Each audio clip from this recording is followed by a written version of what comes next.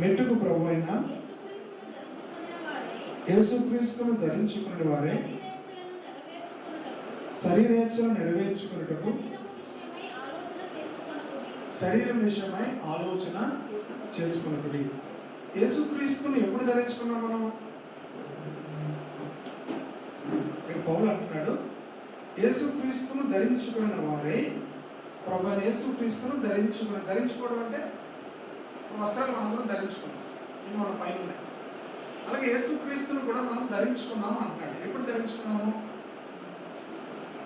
గలతీ పత్రిక 3వ అధ్యాయము 27వ వచనం చూడండి.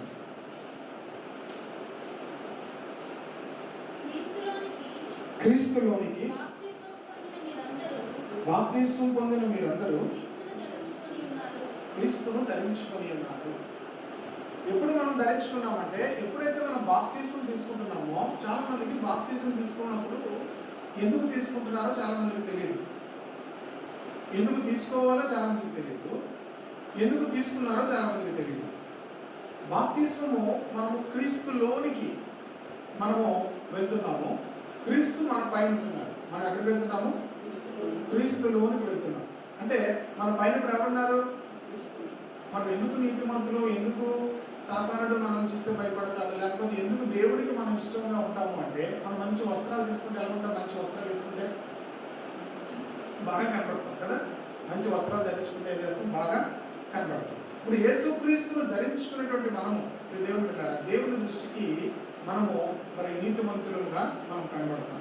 ఎప్పుడు మనం యేసుక్రీస్తును ధరించుకుంటున్నామంటే, క్రీస్తు యేసులోనికి బాప్తిస్మం పొందిన మీరందరూ కూడా క్రీస్తు యేసుని ఏం చేశారట? మనకు అది తెలియదు. ఎందుకు తెలియదు అంటే మనకి ఎవరు చెప్పరు. మనం చెప్పకూడదు, వాళ్ళ తప్పు అనుకుంటారు. మీరు రెండో తప్పు ఏంటి? అందులో ఉంది కదా, రాసి ఉంది. చదవకపోవడం మీరు ఎవరిని కూడా చాలాసార్లు మనకి ఈజీ ఏంటంటే, తప్పు ఎవరి మీద వేసేస్తే మనకేమవుతుంది? ఈజీగా అది ఎవరి మీద వేసేయచ్చు? టీచర్ల మీద, మాస్టర్ల మీద, నాయకుల మీద. ఇప్పుడు చూడండి, ఎక్కడో ఏదో కాలిపోయింది, ఎవరంటారు? ప్రభుత్వం వైఫల్యమే అంటారు. రోడ్డు మీద యాక్సిడెంట్ అయింది, ఎవరి వైఫల్యం? ప్రభుత్వం వైఫల్యమే. ఇది ఎవరి వైఫల్యం? ప్రభుత్వం వైఫల్యం. ఎందుకంటారంటే, మనిషికి ఏమన్నమాట అంటే, ఎవరో ఒకళ్ళ మీద అది ఏం చేయాలి? వేసేయాలి. మనందరికీ అదే అలవాటు. మన తప్పును, మనకు జరిగే నష్టము ఎవరి వల్ల వేసేస్తామంటే ఎవరో ఒకరి మీద వేసేస్తాం. ఆదాము తప్పు చేసిన తర్వాత, ప్రభు నేను తప్పు చేశాను, నేను తినేశాను అని ఒప్పుకోవట్లేదు. ఏమన్నాడు? దేవుని మీద వేసేది తప్పు. ఏమన్నా ఏమన్నాడు?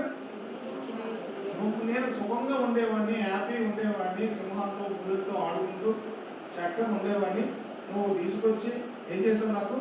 నాకు మొత్తం మంది ఇచ్చి పక్కనేమో పక్క టెంపుల్లో వెనుక తీసేసి మళ్ళీ ఒక మ్యారేజ్ చేసి నా దగ్గర తీసుకొచ్చావు, ఇది దీనివల్ల నాకు తలకాయ నొప్పి, నువ్వు నీ వల్లే. చూడండి, మనిషికి తప్పును ఒప్పుకోవడం అనేది చాలా మందికి రాదు. దేవుడు ఏం ఆశపడతాడంటే, మనము తప్పు చేయకుండా ఉండడము అనేది దేవుడు ఆశపడేదానికన్నా తప్పు చేసిన వెంటనే ఒప్పుకుంటే దేవుడు ఎంత ఇష్టపడతాడు. అలాగే మనం ఎంతగా దాని విషయమే పశ్చాత్తాపడతామో దాని విషయమే దేవుడు సంతోషిస్తాడు. దావీదులో ఉన్నటువంటి అద్భుతమైనటువంటి కోణం ఏంటంటే, దావీదు ఎంత తప్పు చేశాడో అంతకన్నా ఎక్కువగా పశ్చాత్తాపడ్డాడు. అంతకన్నా 7 రోజుల నుంచి ఉపవాసం ఉండి కన్నీరు కార్చి తన తప్పును ఏం చేశాడు? ఒప్పుకున్నాడు, పశ్చాత్తాపడ్డాడు. అసలు మనలో ఎవరైనా తప్పులు ఒప్పుకుంటారా? ఉపవాసం ఉండి తప్పు ఒప్పుకునేంత విషయం ఉంటుందా? అలా ఉండుంటే చాలా వ్యత్యాసం మన జీవితాల్లో కలుగుతుంది. కనుక దావీదు తన జీవితంలో ఉపవాసం ఉండి తన తప్పులను ఏం చేశాడు? ఒప్పుకున్నాడు, పశ్చాత్తాపడ్డాడు. సౌలు కూడా తప్పు చేశాడు, కానీ ఎప్పుడు కూడా ఏం చేయలేదు? ఒప్పుకోలేదు. కనుక బైబిల్ ఏం చెప్తుందంటే, సౌలుకు దేవుడు తన కృపను దూరం చేశాడు. ఏం చేశాడు? కృపను దూరం చేశాడు. సౌలుకు నేను నీకు కృపను దూరం చేసినట్లుగా నేను నీకు ఎప్పుడు నా కృపను దూరం చేయను అంటాడు. కనుక మనము మన జీవితాల్లో దేవుని కదా యేసుక్రీస్తును మనం బాప్తిస్మం ద్వారా ఏం చేస్తామంటే ధరించుకొని ఉంటున్నాం. Be careful. మనం ఎవరిని ధరించుకున్నాము? అప్పుడు మనం క్రీస్తులో ఉన్నాం,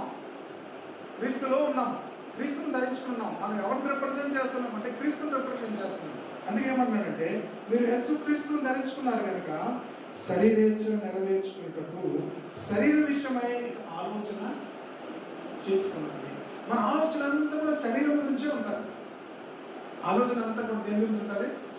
శరీరం గురించే ఉంటుంది. శరీరం ఏం ఆశపడుతుంది? ఏమి ఇంటించారు, ఏమి తిందుమా, ఏమి త్రాగుదమా, ఏమి ధరించుకుందామా. మొత్తం శరీరంలో ఉన్నటువంటి మ్యాటర్ అంతా ఇంతే. ఏం తిందాము, ఏం త్రాగుదాము, ఏం ధరించుకుందాము. కనుక క్రీస్తు యేసులోనికి మనం బాప్తిసం పొందినటువంటి మనము శరీర విషయమై ఏం చేయొద్దన్నాడు? ఆలోచన చేసుకోవద్దు. శరీర విషయమై చింతపడద్దు. శరీర విషయమై ఆలోచన చేసుకోవద్దు. ఇంకా శరీర కార్యాలు చాలా ఉంటాయి, గలతీ పత్రికలో ఉంటాయి. కనుక శరీర విషయం గురించి మనము ఆలోచన చేసుకోకూడదు. ఎందుకంటే మనము రక్షించబడిన తరువాత మీ దేవుని బిడ్డలారా మనము ఆత్మ సంబంధాలను బైబిల్ చెప్తుంది. మనం ఎవరి సంబంధాలు? ఆత్మ సంబంధం. శరీర సంబంధము కాము, శరీరానుసారము కాము. ఇంకా అర్థం అవ్వాలంటే శరీరానుసారం కాము, ఆత్మానుసారులు. బైబిల్ ఏం చెప్తుందంటే రోమపత్రిక 8వ అధ్యాయంలో శరీరానుసారులు శరీర విషయంలో మీద మనసు ఉంచుతారు. 8వ అధ్యాయం చూడండి, 5వ వచనం. శరీరానుసారులు. ఇప్పుడు మీరు శరీరానుసారులు ఆత్మానుసారుల విషయం ఇక్కడే మనకు తెలియపోద్ది. శరీరానుసారులు శరీర విషయముల మీద మనసు ఉంతురు, ఆత్మానుసారులు ఆత్మ విషయముల మీద మనసు ఉంతురు. శరీర విషయమైన మనస్సు మరణము. శరీరానుసారమైన మనస్సు ఏంటి? మరణము. ఆత్మానుసారమైన మనస్సు జీవమును, సమాధానం. ఆత్మానుసారమైన మనసు ఏం తీసుకొస్తుందంటే జీవాన్ని, రెండోది ఏంటి? సమాధానము. కనుక ఆత్మానుసారంగా ఉన్న వాళ్ళు ఎప్పుడూ కూడా సమాధానంగా ఉంటారు. రెండోది వారిలో ఏముంటుందంటే జీవం ఉంటుంది. జీవం అంటే ఏంటి? దేవుని యొక్క జీవం. దేవుని యొక్క జీవం. జోయి అంటే ZOE అంటే అది దేవుని యొక్క జీవం. దేవునిలా జీవించాలని ఆశ కలుగుతుంది. ఎవరిలా జీవించాలని? దేవునిలా. అందుకే కింద కూర్చొని చూడండి, 6వ వచనం 7వ వచనం. ఎలాగనగా శరీరానుసారమైన మనసు దేవునికి విరోధమైనది, అది దేవుని ధర్మశాస్త్రములకు లోబడదు, ఏ మాత్రమును కూడా లోబడనేయదు. కాగా శరీర స్వభావం గల వారు దేవుని సంతోషపరచలేదు. శరీరానుసారంగా స్వభావం గల వారు ఏం చేయాలంటే దేవుని ఏం చేయాలంటే మన యొక్క గురి ఏమవ్వాలంటే దేవుని సంతోషపెట్టాలి. ఎవరిని సంతోషపెట్టాలి? దేవుడిని సంతోషపెట్టాలి. మానవుడిని దేవుడు ఎందుకు చేసుకున్నారంటే ఆయనని సంతోషపెట్టడానికి. ఆదివారం కూడా మన వాక్యం చెప్పుకున్నప్పుడు దేవుడు తన చిత్తానుసారముగా సమస్తాన్ని సృష్టించాడు. ఆయన చిత్తమును బట్టే సమస్తమును కూడా ఉన్నాయి. కానీ భూమి మీద మనం ఎందుకున్నామంటే ఆయన చిత్తమును బట్టి ఉన్నాం. ఏంటి ఆయన చిత్తం అంటే మనం ఆయనని సంతోషపెట్టాలి. దేవుడు ఏం చేయాలి? సంతోషపెట్టాలి. సాధారణంగా మనుషులు ఎవరికి కూడా ఈ ఆలోచన ఉండదు, దేవుని సంతోషపెట్టాలి. నాకేం పని, నాకేం పనులు లేవా అనుకుంటారు. నీకు పనే అది ఏంటి?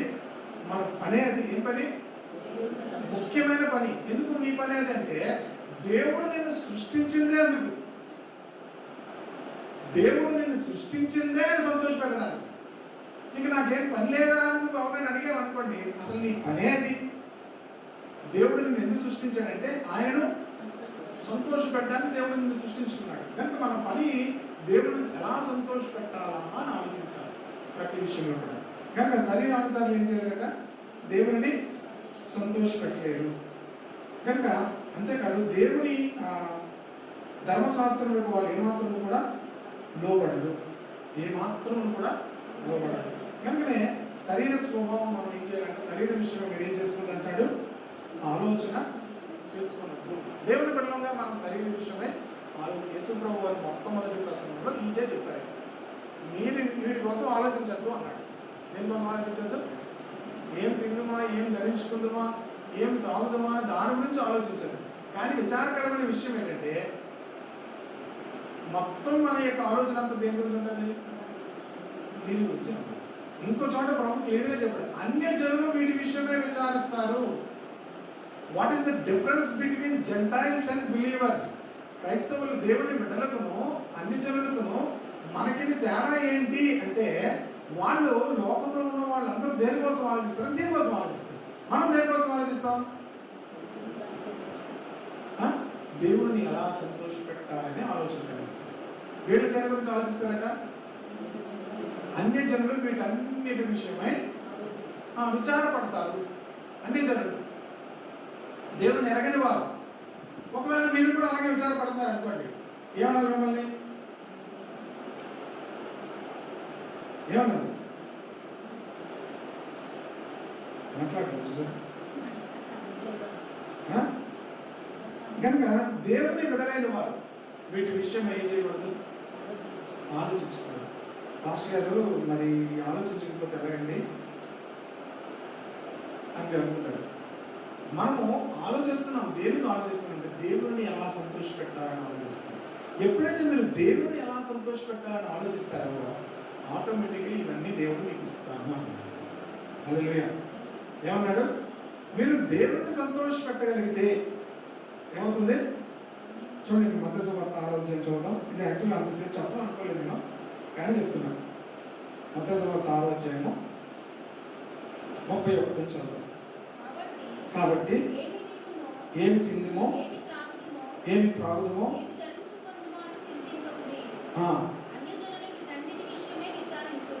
అన్యజనులు వీటన్నిటి విషయమే విచారితురు.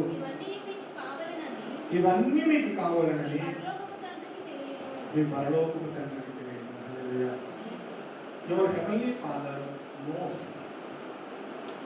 About all your needs. ఇవి మీకు కావాలని ఆయనకి తెలుసు. మీరు నిశ్చింతగా ఉండొచ్చు అని చెప్పి ఏమన్నాడు? కాబట్టి మీరు ఆయన రాజ్యమును ఆయన నీతిని మొదట వెతుకుడి, అప్పుడు అవన్నీ మీకు అనుగ్రహింపబడి. ఏవన్నీ? మీరు తినడానికి కావాల్సినవి, మీకు త్రాగడానికి కావాల్సినవి, అలాగే మీరు ధరించుకోవడానికి కావాల్సినవి దేవుడు మీకు అనుగ్రహిస్తాడు. మీ పని ఏంటి?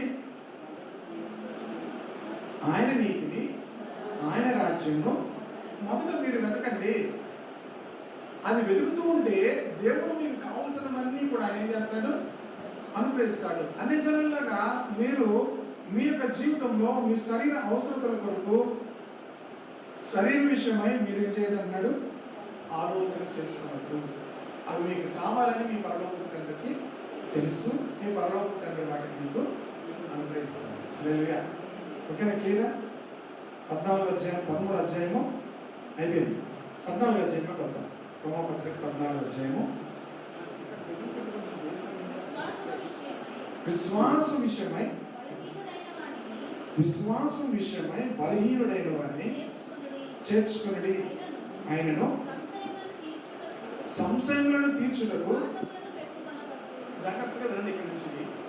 విశ్వాసం విషయమై అందరూ కూడా బలవంతులుగా ఉండరు. అందరూ కూడా ఎలా ఉండరు? బలవంతులుగా ఉండరు. కొంతమంది విశ్వాసము చాలా స్ట్రాంగ్గా ఉంటుంది. కొంతమంది విశ్వాసం ఎలా ఉంటుంది? చాలా స్ట్రాంగ్గా ఉంటారు. కనుక బలహీనమైన విశ్వాసం కూడా ఉంటారు. ఈ బలహీనమైన విశ్వాసం ఏం చేయమన్నాడు? విశ్వాసం విషయమే బలహీనుడైన వారిని చేర్చుకోవాలి. మనం ఏం చేయకూడదట? విశ్వాసం విషయమై చూడండి. గలతీ పత్రిక 6వ అధ్యాయము 1వ వచనం చూడండి. సహోదరులారా, ఒకడు ఏ తప్పిదంలో నేను చిక్కుకొని ఎడల ఆత్మ సంబంధులైన మీలో ప్రతి వాడును తానును శోధింపబడనేమో అని తన విషయమే చూసుకొనుచు సాత్వికమైన మనస్సుతో. కనుక ఎవడైనా తప్పిపోతే, ఎక్కడికైనా చిక్కుని పోతే ఆత్మ సంబంధాలను మీరు ఏం చేయాలట? సాత్వికమైన మనస్సుతో కట్టి వారిని మంచి దారికి ఒకని భారములు ఒకడు భరించి ఇలా క్రీస్తు నియమమును పూర్తిగా. ఒకని భారములు ఒకడు భరించాలి. క్రైస్తవులు ఏం చేయాలి? ఒకని భారములు ఒకడు భరించాలి. యేసుక్రీస్తు ఎవరు భారం భరించారు? మన భారములను ఆయన మీద ఆయన వేసుకొనెను. నీ భారము యెహోవా మీద మోపము, ఆయన నిన్ను ఆదుకొనెను. ఆయనే మన భారములను భరించున్నాడని మరొక చోట కీర్తనలో. కానీ మన భారములన్నీ భరిస్తున్నవాడు ఆయన. ఇక్కడ బైబిల్ ఏం చెప్తుంది? ఒకని భారములు ఒకరు భరించాలి. మీరు సాధారణంగా ఈ మధ్యకాలంలో మీరు ఎవరి భారమైనా మీరు భరించారు అని ఏమైనా ఉంటే పేపర్ మీద రాసుకోండి. నాకేం చెప్పద్దు. ఎవరి భారం మీరు భరించుంటారు? ఎవరి భారమును మనం భరించుంటాం? మనం ఈజీగా మనకెందుకు తలకాయ నొప్పి అనుకుంటాం. మీకు తలకాయ నొప్పి వస్తే అమృతాన్ని రాసుకుంటారు, డాక్టర్ దగ్గరికి వెళ్తారు, మందులు తెచ్చుకుంటారు, వస్తారు. మనకి మిగిలిన తలకాయ నొప్పులు మనకెందుకు అనుకుంటాం. కానీ బైబిల్ ఏం చెప్తుంది? ఒకని భారము ఒకడు భరించి ఇలాగూ క్రీస్తు నియమమును ఏముంది అక్కడ? క్రీస్తు నియమాన్ని మనం ఏం చేయాలట? నెరవేర్చాలి. ఎలాగా? ఒకని భారం ఒకడు. ఇప్పుడు మీకు ఏం భారం చెప్పండి? జూన్ నెల వచ్చిందంటే ఎంత భారం. ఎవరికి? పిల్లలకి కాదు, తల్లిదండ్రులు. అవును పాస్టర్ గారు, మా పిల్లలు అట్లన్నీ వేసుకున్నాం, అంత భారం. ఇప్పుడు మీరు ఏం పెద్ద భరించింది ఏం లేదు, మీ భారమే మీరు భరించారు. ఇప్పుడు మీరు ఇంకొకరి భారం ఏం భరించారు? ఇంకొకరి భారం ఏం భరించారు? ఒకరి భారము ఒకరు ఏం చేయాలట? భరించాలి. ఇది క్రీస్తు నియమమును మనం ఏం చేయమంటున్నాడు? నెరవేర్చడం. కనుక ఇతరుల భారములు మనకు పెద్దగా టైం ఉండదు. మనకి ఎందుకు టైం ఉండదంటే, మనకి అందరికీ ఎన్ని గంటలు ఉంటుంది టైం? రోజుకి 24 గంటలు ఉంటుంది. 24 గంటలు కూడా మనకి చాలదు. ఒకసారి 24 గంటలు కూడా ఒకసారి మనకి చాలా. దేని గురించి అంటే మన కోసమే మనకు చాలు. మనం పడుకోవడానికి, మనము మన ఇల్లు శుభ్రం చేసుకోవడానికి, మన పనులు చేసుకోవడానికి, ఉద్యోగాలు చేసుకోవడానికి మన 24 గంటలు మనకు చాలు. మరి ఇంకెక్కడ భారాలు భరిస్తాం? దేవుని పిల్లరా, యేసుక్రీస్తుకి ఎన్ని గంటలు? 24 గంటలు. యేసుక్రీస్తు ఏం చేశారట?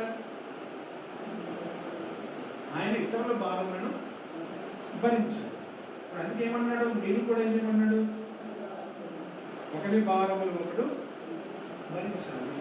ఇది అలవాటు చేసుకోవాలి. క్రైస్తవ జీవితం అంటే దేవుని పిల్లరా, మనము భక్తిలో ఉండిపోతాం. భక్తి అంటే మనకు తెలిసిన భక్తి అంటే నిర్వచనం మనం ఏం చెప్తాం? పొద్దున్న లేవగానే చిన్న ప్రార్థన, ఈ రోజంతా కాపాడు, పనులోకి వెళ్ళిపోతాం. మళ్ళీ రాత్రి గుర్తొస్తుంది, రాత్రి అంతా కాపాడు. మనకి మన భక్తి అంతా ఆదివారం ఎక్కడికి వెళ్ళాలి? చర్చికి వెళ్ళాలి. ఇది భక్తి అనుకుంటాం. కానీ బైబిల్లో మనం ఎలా జీవించాలో రాయబడి ఉంది. అలా జీవించాలి. మనం భక్తితో సరిపెట్టేసుకుంటాం. భక్తిగానే ఉంటున్నాను నేను, భక్తిగానే ఉంటున్నాను. భక్తి కాదు. భక్తితో పాటు మనకేముండాలి? క్రీస్తు నియమమును మనం పాటించాలి. క్రీస్తు నియమమును పాటించకపోతే దేవుని పిల్లరా, మనం బట్టి దేవుడు ఏమి సంతోషించలేడు. క్రీస్తు నియమం ఏం చేయాలి? పాటించాలి. ఒకరి భారములు ఒకడు భరించాలి. హల్లెలూయా. కనుక మనమందరం కూడా ఇతరుల భారంలో మనం పాలుభాగస్తులు అవ్వాలి. వాళ్ళు ఏ భారంలో ఉన్నారో తెలుసుకోవాలి. ఆ భారములు తెలుసుకొని వాళ్ళకి ఏం చేయాలి? సహాయం చేయాలి. అది ప్రభు యొక్క మనస్సు, అది క్రీస్తు యొక్క మనస్సు. కనుకనే ఆయన మన భారములు చూసి పరలోకములో నుంచి ఆయన భూమికి వచ్చారు. మనము కూడా క్రీస్తు యేసు యొక్క మనస్సు మనము కూడా కలిగి ఉండాలి. హల్లెలూయా. ఒకసారి నేను ఆ ఫిలిప్పీ పత్రిక చదువుతున్నాను. క్రీస్తు యేసు యొక్క మనస్సు, ఫిలిప్పీ పత్రిక చూడండి, 2వ అధ్యాయము 4వ వచనం చూడండి. మీలో ప్రతివాడును తన సొంత కార్యములు మాత్రమే కాక, మీరు రాసుకోండి, మీరు ఇతరుల కార్యములు ఏం చేశారండి కొన్ని రాసుకోండి. ఓకేనా? రాసుకొని వచ్చేవాళ్ళు చూపించండి అంటే ఇంకా అక్కడ నాకేం చూపించదు, కానీ మీరు ఎలా ఉన్నారు, మీరు ఏం చేస్తారో ఒకసారి రాసుకోండి. ఇతరుల కార్యములు కూడా మీలో ప్రతివాడు తన సొంత కార్యములు మాత్రమే కాక ఇతరుల కార్యములు కూడా చూడవలను. క్రీస్తు యేసునకు కలిగిన ఈ మనస్సు మీరును కలిగి. ఒకసారి నేను ఈ అధ్యాయం చదువుకున్నాను. ఈ అధ్యాయం చదువుకుంటూ నాకు ఫోన్ వచ్చింది. ఫోన్ వచ్చిన తర్వాత ఆల్రెడీ నేను వాళ్ళకి ఒక విషయం చెప్పేశాను. ఇక్కడ ఉంటుంది, ఇలా ఉంటుంది, ఇలా ఉంటుంది అన్నీ చెప్పేశాను. అయితే మీరు రావాలి పాస్టర్ గారు, మీరు చూడాలి పాస్టర్ గారు, ఎలాగైనా సరే చేయండి పాస్టర్ గారు అని చెప్తున్నారు అనమాట. అన్నీ చేయండి నేను చెప్తున్నాను. చెప్తుంటే చాలా కాలం క్రితం, మీరు కంగారు పడకండి, నిన్న కొన్ని సంవత్సరాల క్రితం, ఓకేనా? ఇంకా మీకు మంచి కరోనాకు ముందు మీకు ఎవరికి సంబంధం లేదు, ఓకేనా? నేను ఈ అధ్యాయం చదువుకుంటుంటే ఈ తలకాయ నొప్పి నాకెందుకు అనుకున్నాను. ఈ తలకాయ నొప్పి నాకెందుకు, మీరే చూసుకున్నాను వచ్చని నేను చదువుతున్నాను. ఏది? మీలో ప్రతి వాడును తన సొంతగా వాళ్ళు ఆ పని చేసుకోలేరు. వాళ్ళు ఆ పని చేసుకోలేరు. వాళ్ళ ఇంట్లో ఎవరు వెళ్ళి ఆ పని చేయలేరు. నేను నాకెందుకురా బాబు ఈ తలకాయ నొప్పి, అక్కడికి వెళ్ళడం ఇక్కడికి వెళ్ళడం, ఎండలు ఎలా ఉన్నాయి, గట్టిగా ఉన్నాయి, అప్పుడే ఎండాకాలం ఎండలు గట్టిగా ఉన్నాయి, నాకెందుకు ఈ తలకాయ నొప్పి అని చెప్పి నేను అనుకున్నాను. అనుకుని ఏం చదువుతున్నాను? మీలో ప్రతి వాడును తన సొంత కార్యం మాత్రమే కాక ఇతరుల కార్యములు కూడా సీరియస్గా చదువుతున్నాను. క్రీస్తు యేసులో కలిగిన అయినా అలాగే అనుకుంటున్నాను. ఒక్కసారి పరిశుద్ధాత్ముడు అడుగుతున్నాడు అనమాట, నువ్వు చదువుతుంది ఏంటి, నువ్వు చదువుతుంది ఏంటి, అనుకుంటుంది ఏంటి? నాకెందుకు బాధ, ఏమనుకుంటాం మనం అందరం? నాకెందుకు ఇతరుల తలకాయ నొప్పి, వాళ్ళ బాధ వాళ్ళు పడతారు. ఇదేమంటారా? మనం చాలాసార్లు అలాగే ఉంటాం. కానీ బైబిల్ చెప్తుంది ఇతరుల యొక్క అవసరతలు, ఇతరుల యొక్క భారములు మనం భరించాలి. హల్లెలూయా. పరలోకంలోకి వెళ్ళిన తర్వాత యేసుక్రీస్తు కుడివైపు రాబట్ట తెలుసా? ఇతరుల భారములు భరించిన వాళ్ళే ఉంటారు. నాకెప్పుడు ఆకలి కొంటే మీరు నాకు అన్నం పెట్టారు అని అంటున్నాడు. మీరు అడుగుతున్నారు, నాకు ఆకలి కొని ఉంటే మీరు ఏం చేశారు? ఆహారం ఇచ్చారు. నాకు వస్త్రాలు లేకపోతే మీరు ఏం చేశారు? వస్త్రాలు ఇచ్చారు. నేను రోగినై ఉంటే మీరు ఏం చేశారు? నన్ను చూడడానికి వచ్చారు. నేను సరసాల్లో ఉంటే మీరు ఏం చేశారు? నన్ను పరామర్శించారు. అడిగితే నువ్వెప్పుడు ఆకలి ఉన్నావు ప్రభా, నీకెప్పుడు బట్టలు లేవు ప్రభా, నువ్వెప్పుడు రోగమయ్యావు ప్రభా అంటే ప్రభు ఏమన్నాడు? మిక్కిలి ఈ యొక్క అల్పులని నా సహోదరులకు మీరు చేశారు కనుక మీరు నాకు చేసినట్టే. హల్లెలూయా. మీరు నాకు చేసినట్టు. దేవుడు ఏమంటాడు? మనం ఇలా చేస్తే ఆయన చేసినట్టుగానే చూస్తాడు. కనుక ఇట్స్ ఎ ప్రివిలేజ్. దేవునికి ఆహారం మీరు పెట్టగలరా? మూలెట్టి పాడైపోయిన అర్థాన్ని పాడేయాలి, మూలెట్టి అలానే తినేయాలి. మూల పెట్టి పాడైపోయిన తర్వాత పడేయాలి, లేదా తర్వాత మనమైనా తినేయాలి. దేవునికి ఆహారం పెట్టడం అంటే ఎలా పెట్టడం? ఆహారము లేని వారికి ఆహారం పెట్టాలి, వస్త్రాలు లేని వారికి వస్త్రాలు ఇవ్వాలి. ఇంకేం చేశారు? రోగులైనటువంటి వారిని ఏం చేయాలి? పరామర్శించాలి. వారు ఆ రోగంలో ఉన్నప్పుడు దేవుని ద్వారా వెళ్ళి వాళ్ళని ధైర్యపరచాలి. కానీ ఇలాగే నాకు ఆయన కూడా చచ్చిపోయింది అనుకోలేదు. అంతేనా? మా ఇంట్లో కూడా మొన్న ఇలాగే ఒక ఆయనకి జ్వరం వచ్చిందండి, 3 రోజులు చచ్చిపోయింది అన్నాడు అనుకోండి, ఆయన ఎలా చచ్చిపోతుంది? కనుక వాళ్ళని ధైర్యపరచడానికి వెళ్ళాలి. ఏం చేయాలి? రోగుల దగ్గరికి మీరు వెళ్తే మిమ్మల్ని చూస్తే ఏం రావాలి? మాకు ఇలాగే వచ్చింది, దేవుడు నన్ను స్వస్థపరిచాడు, దేవుడు నన్ను లేవనెత్తాడు, లేకపోతే మా పక్క వాళ్ళకో లేకపోతే ఎవరికో మా సంఘంలో ఎవరికి ఇలాగ వచ్చింది, అద్భుతంగా మేము ప్రార్థన చేస్తాం, దేవుడు లేవనెత్తాడు అంటే వాళ్ళకి ఏం కలుగుతుంది? ధైర్యం వస్తుంది, నిరీక్షణ వస్తుంది. మీకు విషయం తెలుసా? డాక్టర్లు చేయలేని అద్భుతాన్ని ఆ నిరీక్షణ చేస్తారు. మనిషికి ఎప్పుడైతే ధైర్యం ఉంటుందో అద్భుతముగా దేవుడు అద్భుతమైన స్వస్థత వచ్చేస్తుంది. కొన్నిసార్లు చూడండి, డాక్టర్లు విచిత్రమైన మాట అంటారు, పేషెంట్ నుంచి మాకు సపోర్ట్ రావట్లేదండి అంటారు. డాక్టర్లు నువ్వు చేయాలి, కానీ వాళ్ళ దగ్గర నుంచి నీకు సపోర్ట్ ఏంటి అనుకున్నాను. పేషెంట్ సపోర్ట్ చేస్తే బేగా రికవర్ అవుతాడండి. పేషెంట్ దగ్గర నుంచి సపోర్ట్ రావట్లేదు. పేషెంట్ కోఆపరేట్ చేయడం, ఇంజక్షన్లు వేయాలి, మందులు వేయాలి. పేషెంట్లో ఉన్నటువంటి ఆ పాజిటివ్ యాటిట్యూడ్ని బట్టి తొందరగా రికవర్ అవుతాడు. కనుక ఇప్పుడు దేవుని బిడ్డలారా, మనం ఇచ్చేటువంటి ఆ ఆదరణ, మనం ఇచ్చేటువంటి ఆ ధైర్యము త్వరితముగా ఒక రోగి కోలుకోగలుగుతాం. హల్లెలూయా. కనుక మనమందరం కూడా విశ్వాసం విషయమే బలహీనమైన వారిని ఏం చేయాలంట? చేర్చుకోవాలి. ఏం చేయాలి? ఎక్కడ చేర్చుకోవాలి? మన ఇంట్లో చేర్చుకోవాలి. విశ్వాస విషయమే బలహీనమైన వారిని ఏం చేయాలంట? గతంలో మేము ఎందుకు చంద్రబాబు ఉన్నప్పుడు ఒక హెచ్ఐవి పేషెంట్ మా ఇంట్లో ఉంది. ఏ పేషెంట్? మాకు తెలుసు, అందరికి హెచ్ఐవి. ఆ అమ్మాయికి హెచ్ఐవి మాకు తెలుసు. మా హాల్లో మా సోఫాలో పడుకునేది.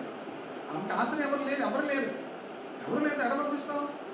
మా ఇంట్లోనే తినేది, మా ఇంట్లోనే పడుకునేది, మా ఇంట్లో బాత్రూమ్ ఎక్కడికి వెళ్తుంది? బయటకు వెళ్ళాను, బాత్రూమ్కి వెళ్ళేది. ఇప్పుడు దేవుడికి వెళ్ళారా? మనం ఏమవుతుంది? హెచ్ఐవి పేషెంట్ అంటే అక్కడ పరిస్థితి ఇవ్వాలి, ఆశ్రయం ఇవ్వాలి. దేవుడు వెళ్ళారా? ఇండియాలో మంచినీళ్ళు ఇచ్చింది, ఆ భోజనాలే పట్టేది, మంచినీళ్ళే పట్టుకెళ్ళి ఇచ్చేవారు. ఇప్పుడు దేవుడు వెళ్ళారా? ఇది దేవుడు చూస్తాడు. దిక్కులేని వారికి, దరిద్రులను ఆదరించుకునే నిజమైన భక్తి తెలుసు మీకు. దిక్కులేని వారిని, విధవరాలను వారిని ఆదరించుకుని నిజమైన భక్తి అని యాకోబు రాశారు. కనుక అలాంటి వారిని మనం చేర్చుకోవాలి. మన గృహాలను చేర్చుకోవాలి. అక్కడ మీరు బయటకు వెళ్ళి అందరినీ ఎక్కడ హెచ్ఐవి పేషెంట్ ఉన్నారో తీసుకుంటారు. చర్చకు వస్తూ అలాంటి ఒక బలహీనమైన పరిస్థితులు ఉన్నారు, ఇబ్బందికరమైన పరిస్థితులు ఉన్నారు, వారికి మనం ఏం చేయాలి? ఆశ్రయం ఇవ్వాలి. ఇంట్లో పరిస్థితులు బాగాలేదు, మనం వెళ్ళే వారికి అవసరమైతే పిల్లలు ఉండాలి. ఒక నెల రేషన్ అంతా వేసారు. లేదు మీరు వేసి చూడండి, ఎంత సంతోషం ఉంటుంది, మీకు ఎంత ఆరోగ్యంగా ఉంటుంది. అలాంటి పరిస్థితులు, అలాంటి వాటికి మనం చేయాలి. ఆయన సంశయములను తీర్చుకున్నటకు వాదములు పెట్టుకోవాలి. ఇక రెండవది ఏంటంటే విశ్వాస విషయం కలిగిన కొంతమంది విశ్వాసం విషయంలో స్ట్రాంగ్గా ఉండరు. కొనుక్కొని వాళ్ళు మీరు ఏం చేయదన్నాడు? తృణీకరించద్దు. వారి యొక్క సంశయములు తీర్చుకున్నట్టు వారితో ఏం చేయొద్దు? వాదములను పెట్టుకోవద్దు. ఏం వాదాలు పెట్టుకోవద్దంటే, ఒకడు సమస్తము తినవచ్చునని నమ్ముచున్నాడు. ఒకడేమనుకున్నాడట? అన్నీ తినొచ్చని నమ్ముతున్నాడు. మరి ఒకడు బలహీనుడయ్యింది కూరగాయల్ని వాడు అన్నీ తినేస్తాడు. కప్పలు కుక్కలు అన్నీ తినేస్తాడు. అండి, కప్పలు కుక్కలు పాములు అన్నీ తినేస్తాడు. మీరు నాగాలాండ్ ఆ ఈస్ట్లోకి వెళ్ళారనుకోండి, వాళ్ళు ఇవే తింటారు. చైనాలోకి వెళ్ళారనుకోండి, ఆ తేలు కూడా తింటారు, పాములు కూడా తినేస్తారు. అదేనా? భూమి మీద ఉన్నటువంటి సకల జంతువులు కూడా తినేస్తారు. కనుక ఒకడు సమస్తము తినవచ్చునని నమ్ముతున్నాడు. మరి ఒకడు బలహీనుడైంది. భక్తి నువ్వేం తింటున్నావా ఏం తింటలేదు అనేది భక్తి పెద్ద భక్తి కాదు. మనం ఏమనుకుంటామండి, నేను అవన్నీ తిన్నాం కనుక నేను చాలా భక్తిపరుణ్ణి అని అనుకుంటాను. కనుక మీరు అదేం భక్తి కాదు బాబు. ఒకడు సమస్తము తినవచ్చునని నమ్ముతున్నాడు, మరి ఒకడు బలహీనుడై ఉండి కూరగాయలనే తింటున్నాడు.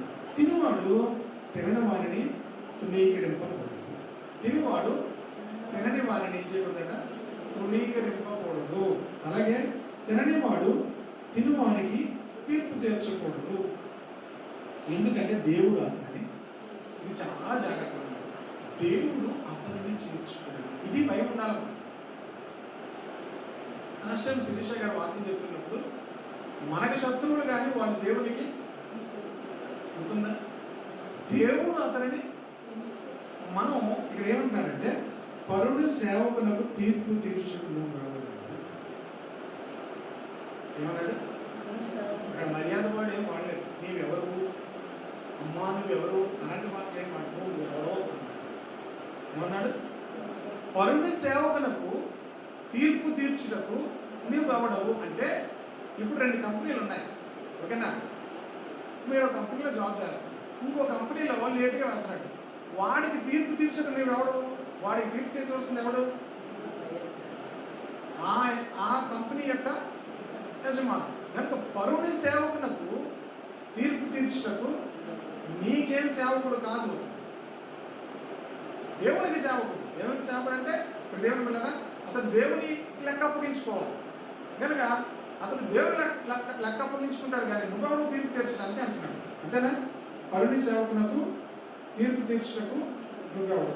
అతడు నిలిచి ఉంటేను పడి ఉంటేను అతని సొంత యజమానుని పనియే. అతడు నిలుచును, ప్రభు అతని నిలవబెట్టుటకు శక్తి కలవాడు. దేవుడికి తెలుసు వాడిని ఎలా నిలబెట్టాలి.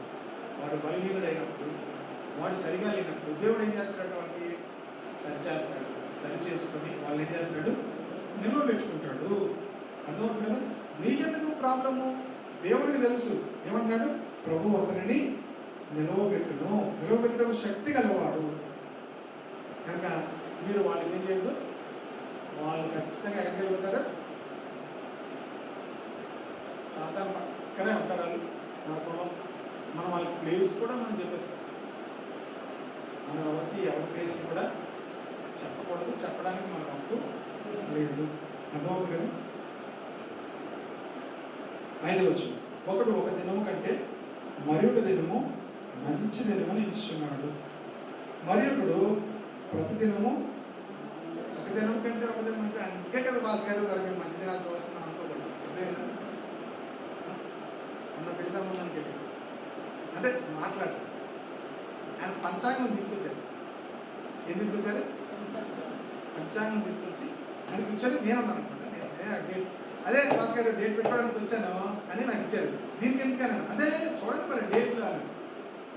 ఏమన్నారు? నాకే ఇచ్చాడు. చూడండి మరి డేటు, మరి ఏది వస్తుందో ఏంటో అని. అది ఇప్పుడు డేట్ పక్కన అది దేవుడు. అది కాదు ఇక్కడ సంబంధం. ఒక దినం కంటే మరి ఒక దినం మంచిదని ఎంచుకున్నాడు. అంటే కొంతమంది పెళ్ళిళ్ళు సాధారణంగా బుధవారం అవ్వాలనుకుంటారు, లేకపోతే శుక్రవారం అవ్వాలనుకుంటారు. అర్థమైందా? కనుక ఒక దినం కంటే ఒక దినం అతని ఇష్టం. మీరు వెళ్ళి ఏదో చూసి అక్కడ సూర్యుడు వస్తాడు, లేదా చంద్రుడు వస్తాడు, అది చూడకూడదు. వాటిని మనం చూడకూడదు.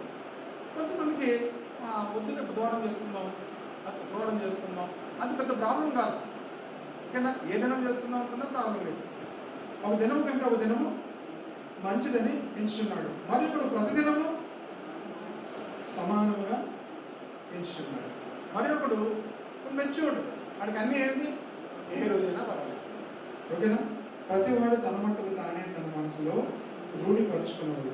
దినము లక్ష్య పెట్టువాడు ప్రభు కోసమే లక్ష్య పెడుతున్నాడు. తినువాడు దేవునికి కృతజ్ఞతాస్తుతులు చెల్లించున్నాడు కనుక ప్రభు కోసమే తినుచున్నాడు. తిననివాడు ప్రభు కోసమే తినటం అని దేవునికి కృతజ్ఞతాస్తుతులు చెల్లించున్నాడు. కనుక ఇది మంచిదే, అది మంచిదే. కనుక మీరు ఎవరిని కూడా తినే వాళ్ళని బట్టి, తినని వాళ్ళని బట్టి, దినములు చూసే వాళ్ళని బట్టి మీరు ఎవరు కూడా ఏం చేయొద్దు. ముహూర్తాల గురించి చెప్పట్లేదు, పంచాంగాల గురించి చెప్పట్లేదు. శుక్రవారం లేకపోతే ఆదివారం, దేవుడు పిల్లరా, వాటి గురించి నేను చెప్తున్నాను. ఓకేనా? అందరూ కూడా దేవునికి ఏం చేస్తున్నారు? కృతజ్ఞతాస్తుతులు చెల్లించున్నారు. 7వ వచనం, మనలో ఎవడును తన కోసమే బ్రతుకుడు, ఎవడునో తన కోసమే చనిపోడు. మనం బ్రతికినను ప్రభు కోసమే బ్రతుకుచున్నాము, చనిపోయినను ఇది మనకు కాదు, వాళ్ళకి. ఎవరికి? అప్పుడున్న విశ్వాసం, ఇప్పుడున్న విశ్వాసం కాదు. అందులో నేను అందరూ జాగ్రత్త. మనకు కదా, వాళ్ళకా భాష మాకు తెలియదు మాట్లాడుకున్నాం. వాళ్ళు అలా ఉండేవాళ్ళు. వారు మనలో ఎవడునో తన కోసమే బతకడు అంటే అప్పుడు అలా ఉండేవారు.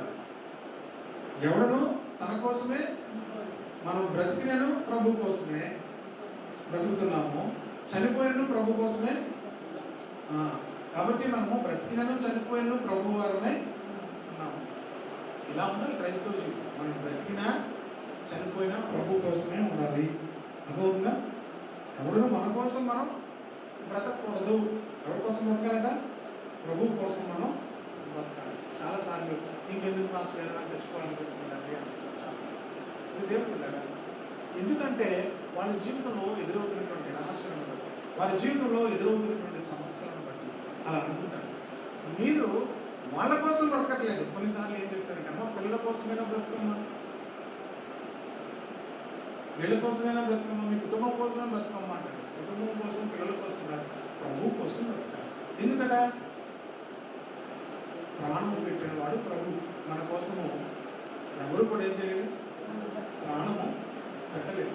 మన కోసం ప్రాణం పెట్టి మన కోసం నిత్యత్వాన్ని మనందరికీ కూడా అనుగ్రహించిన వాడు మన ప్రభు కనుక మనం ఎవరి కోసం బ్రతకాలి? ప్రభు కోసము బ్రతకాలి. ఓకేనా?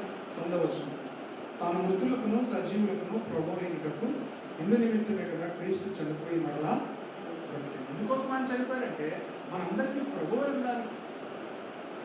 Jesus Christ is the lord of all. పేతురు ఏమని చెప్తారంటే యేసుక్రీస్తు అందరికీ ప్రభు అయినాడు. ప్రభు అంటే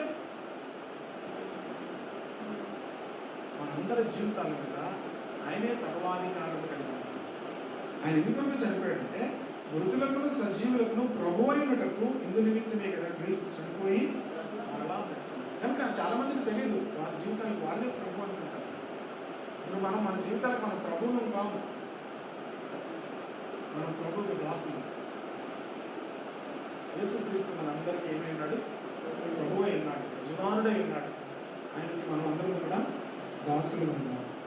10వ వచనం, అయితే నీవు నీ సహోదరునికి తీర్పు తీర్చనేలా, నీ సహోదరుని నిరాకరింపనేలా మనం అందరము దేవుని న్యాయపీఠం ఎదుట నిలుతున్నాము. ఇక్కడేమన్నాడు? నీ సహోదరునికి నీవెందుకు తీర్పు తీరుస్తున్నావు? నీ సహోదరుని నీవెందుకు నిరాకరిస్తున్నావు? మనం అందరము దేవుని న్యాయపీఠం ఎదుట నిలవాలి. అందరూ కూడా ఎక్కడ నిలవాలట? దేవుని న్యాయపీఠం ఎదుట ఏం చేయాలట? నిలవాలి. హల్లెలూయా. We shall all stand before the judgment seat of Christ. యేసుక్రీస్తు న్యాయాధిపతిగా ఆయన సింహాసనం మీద కూర్చున్నప్పుడు అందరము కూడా ఆయన ఎదుట ఏమవ్వాలట? నిలవాలి. ఎందుకు నిలవాలి? ఆయనకి ఏం చేయాలంట? చూడండి తర్వాత, నా తోడు ప్రతి మోకాలు నా ఎదుట ఉండును, ప్రతి నాలుక దేవుని స్తుతించిన ప్రభు చెప్పుచున్నాడు అని వ్రాయబడి ఉన్నది కనుక మనలో ప్రతివాడు తన గురించి దేవునికి లెక్కలు చూసుకునే దినం. అది ఏం చూసుకునే దినం? లెక్కలు చూసుకునే దినం. అర్థమవుతుందా? ఒక రోజు వస్తుంది, అన్నీ ఏం చేయాలి? లెక్క చూస్తాడు దేవుడు. నీకు ఎంత ఇచ్చాను, ఏం చేసావు? మీరు అనుకుంటారు చాలా ఇచ్చాడు ప్రభు అనుకుంటారు. మీకు చాలా లెక్క ఉంటుంది, మీకు లెక్కలు చాలా ఎక్కువ ఉంటాయి, లెక్కలు చాలా ఎక్కువ అప్పగించాలి. మీకు ఏమీ లేదు, మీరు కంగారు పడద్దు. లెక్కలు మీకు పెద్ద ఏమి అప్పగించవలసింది మీకు ఎక్కువ ఏమి ఉండదు. ఎంత ఎక్కువ ఉంటే అంత ఎక్కువ లెక్క అప్పగించాలి. ఎంత ఎక్కువ ఉంటే అంత అకౌంట్స్ ఉంటాయి మీకు. అన్నీ మీ అకౌంట్స్ అన్నీ దేవుడు తెస్తాడు. దేవుడు కదా, మనలో ప్రతి వాడు తన గురించి దేవునికి లెక్క అప్పగించాలి. నీ గురించి, ఇంకా నీ మిగతా వాళ్ళ గురించి దేవుడే నేను లెక్క అడగడు. నువ్వు వాళ్ళు వీళ్ళు వాళ్ళు ఇంకేం చెప్పాలి, నీ గురించి నువ్వు లెక్క చెప్పాలి అంతే. హలో, మనలో ప్రతి వాడు కూడా ఎవరి గురించి లెక్క చెప్పాలంట? తన్ను గురించి. అంటే నీ గురించి నువ్వు లెక్క అప్పగించాలి. ఎవరికి? మనము లెక్క అప్పగించవలసిన వారి వలే మనం బ్రతకాలి. ఇంకో చోట కూడా ఉంటుంది చూడండి, ఎప్పుడు బ్రతకాలి అనుకుంటాను. 4వ అధ్యాయము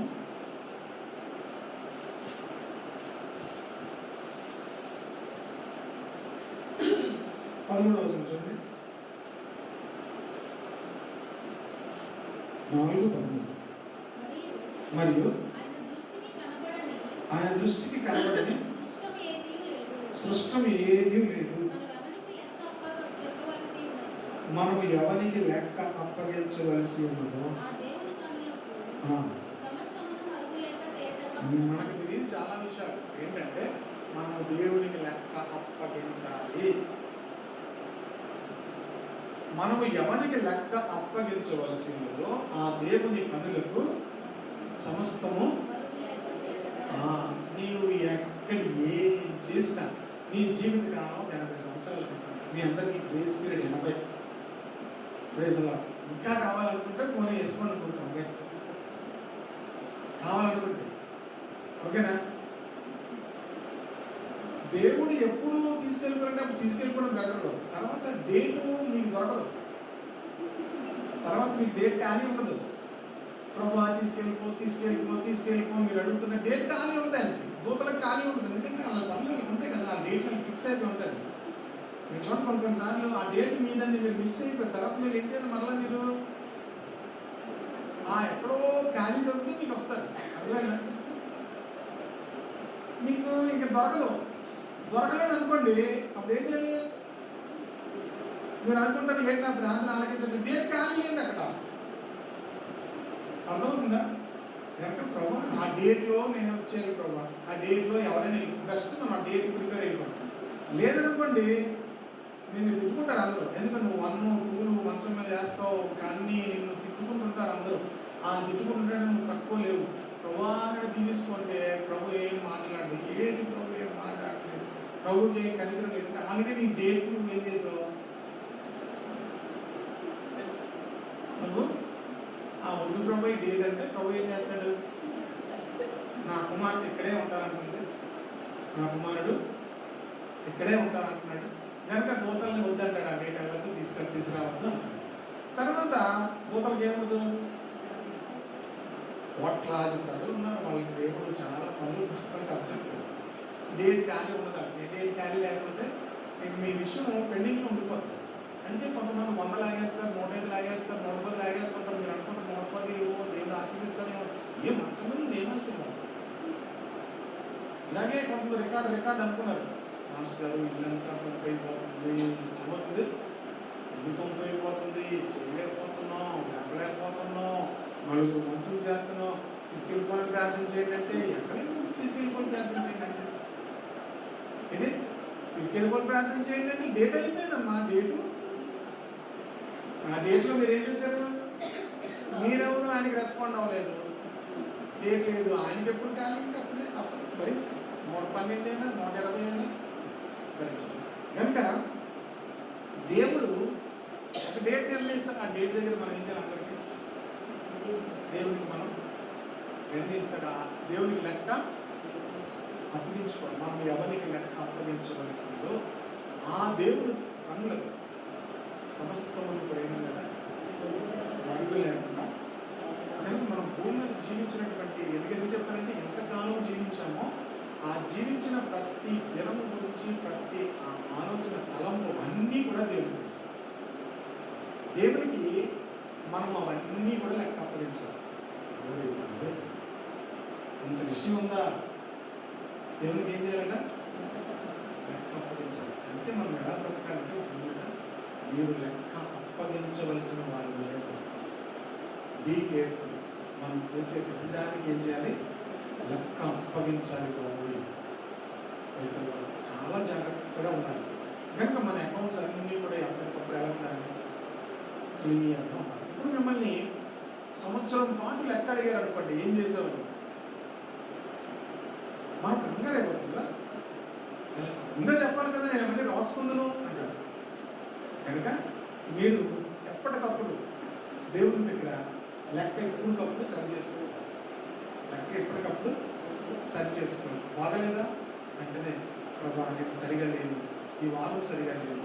దేవుడు మనకు కొంత మంచి సమయాన్ని ఇస్తుంటాడు. మనం ప్రార్థించేటువంటి సమయం ప్రతిసారి కూడా ప్రభా ఈ దినం నేను సరిగా లేను, సరిగా నా జీవించలేదు, నన్ను క్షమించని చెప్పి సరి చేసుకోవాలి. ఎప్పటికప్పుడు మనం లెక్కను ఏం చేసుకోవాలి, సరి చేసుకోవాలి. అప్పుడు లెక్క ఎక్కువ ఉండదు, క్లియర్గా ఉంటుంది. అకౌంట్స్ అయితే ఎలా ఉంటాయి, క్లియర్గా ఉంటాయి. దేవుని స్తోత్రం కలిగి ఉంటాయి. కనుక మనం దేవునికి ఏం చేయాలంటే మనలో ప్రతివాడు తన గురించి దేవునికి ఇంకా అక్కడ ఎవరు రికమెండేషన్స్ ఉండవు. It's a terrible day, it's a judgement day. దాన్ని బట్టి ఇప్పుడు దేవుడు మనం బహుమతైనా పొందుకుంటాము, లేకపోతే ఇప్పుడు దేవుడు నీతి క్రియలు మరొక చోట కూడా ఇలాంటి మాట ఉంటారు. మనం మంచి క్రియలు చేస్తే చెడ్డవైనను మంచి క్రియలు దేవునికి లెక్క అప్పగించాలి. కానీ మన పరలోక తండ్రి ఎదుట ధైర్యంగా తలెత్తుకునే క్రియలే మన జీవితంలో ఉండాలి. అదే ఓకేనా? 14:13 కాగా మన మీద ఒకరికొకడు మీరు తీర్పు తీర్చొద్దు అంటున్నాడు. ఒక తీర్పు దినం ఉంది బాబు, ఆయన తీర్పు తెలుస్తాడు. మీరెందుకు కంగారు పడిపోతున్నారు? నీకు తెలుస్తాడు, నాకు తెలుస్తాడు.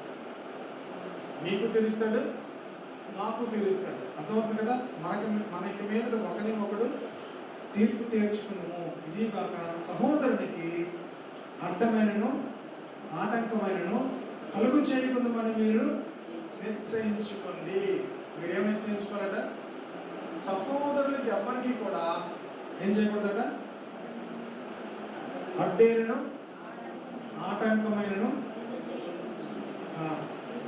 క్రైస్తవులు కూడా మన ప్రాముఖ్యమైన విషయం ఏంటంటే సహోదరులు, పరిశుద్ధులు, దేవుని బిడ్డలు ఏ విధమైనటువంటి అడ్డు ఆటంకం మనం చేయకూడదు. మీరేం చేయండి? అలాగా నిశ్చయించుకోండి. సహజముగా ఏదియో విశుద్ధము కాదని నేను ప్రభువు యేసునందు ఎరిగి రూఢిగా నమ్ముచున్నాను. అయితే ఏదైనా నిషిద్ధమని ఎంచుకున్న వారికి అది నిషిద్ధమే. నీ సహోదరుడు నీ భోజనం మూలంగా దుఃఖించినట్లా నీ విగుణం ప్రేమ కలిగి నడుచుకునేవాడు కావు. ఎవరి కొరకు క్రీస్తు చనిపోయినో వారిని నీ భోజనము చేత పాటు చేయను. నీ సహోదరుడు నీ భోజనము చేత దుఃఖించిన ఎడలా నువ్వు ఇంకా ప్రేమ కలిగి నడుచుకునేవాడు కావు. ఎవరి కొరకు క్రీస్తు చనిపోయినో వారిని భోజనం చేత పాటు చేయదు. ఇది యాక్చువల్గా ఇక్కడ జరుగుతున్న విషయం ఏంటంటే, ఈ అధ్యాయం అంతా కూడా కొరింథీ పత్రిక 8వ అధ్యాయము, కొరింథీ పత్రిక 10వ అధ్యాయము, ఇక్కడ ఉన్న విషయాలు ఏంటంటే, కొంతమంది తినేటువంటి ఆహారం బట్టి ఇతరులకు అభ్యంతరకరంగా ఉంటారు కనుక కొంతమంది విగ్రహములకు అర్పించిన వాటిని ఏం చేస్తున్నారట? తింటున్నారు. కొంతమంది బలహీనులై దాని దగ్గరకు వెళ్ళడం లేదు. కొంతమంది చూడండి, హైందవులు ఎవరైనా మనల్ని వివాహానికో దేనికో పిలిచారు. కొంతమంది ఏం చేస్తారు? మేము వాళ్ళ దగ్గరికి వెళ్ళమంటారు. కొంతమంది ఏమవుతుంది ప్రార్థన చేసుకుని తింటామని వెళ్తుంటారు. కొంతమంది తినకుండా వాళ్ళు ఏం చేస్తారంటే విమర్శిస్తుంటారు. తినచ్చా, అలా తినచ్చా, అట్లా వెళ్ళచ్చా. కనుక వీటన్నిటి కోసం కూడా పౌలు ఇక్కడ చెప్తున్నాడు. కనుక నీ సహోదరుడు నీ భోజనం మూలంగా దుఃఖించేటట్లుగా ఉండకూడదు. ఎవరి కొరకు క్రీస్తు చనిపోయినా వారిని నీ భోజనం చేత పాడు చేయకు. మీకున్న మేలైనది దూషణ పాలు కానివ్వండి. దేవుని రాజ్యం భోజనము పానము కాదు, కానీ నీతియు సమాధానం పరిశుద్ధాత్మ ఆనందమే. దేవుని రాజ్యము మీరు ఏం తింటున్నారా, ఏమి ధరించుకుంటున్నారా అనేది కాదు. దేవుని రాజ్యం ఏంటి? నీతి, సమాధానం, పరిశుద్ధాత్మ ఆనందం. చాలా మంది ఇక్కడ వాళ్ళ సమస్య ఏంటంటే, కాయగూరలు తినేవాళ్ళు, మాంసం తినేవాళ్ళు ఒకరినొకరు ఏం చేసుకున్నారు? తీర్పు తెచ్చుకుంటున్నారు. నీకంటే మేము ఎలాంటి వాళ్ళము? దానియేలు ఏం తిన్నాడు? దానియేలు శాకాహారమే తిన్నాడు. కొంతమంది ఏం చేస్తారంటే, బైబిల్లో కొంతమంది చేసిన వాటిని బట్టి అలా చేస్తూ మేము అలా చేస్తున్నాం కనుక మేమే గొప్ప భక్తిపరులు, గొప్ప భక్తిపరులు. దేవుడు దానియేలుకు తినద్దని చెప్పలేదు, చెప్పాడు? చెప్పలేదు.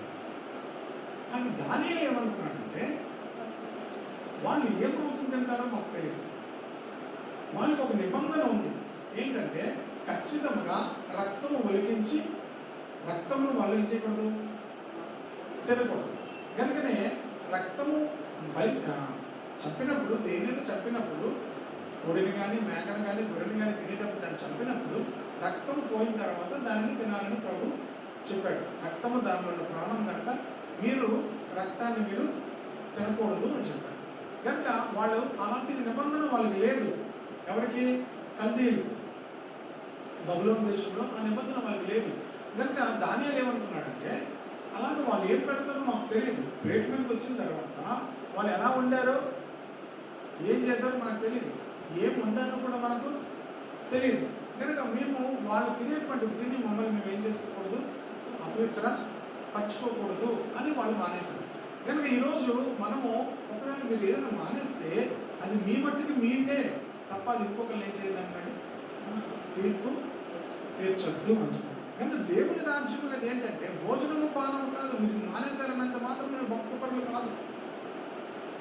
రోజు తింటున్నారంత మాత్రాన్ని మీరు ఏం కాదు. కొంతమందికి రోజు ఏదో చిన్న ఇండిషా మొక్క ఉన్నారు. అయినంత మాత్రాన్న వాళ్ళు భక్తిహీనులు అనుకున్నది కాదు.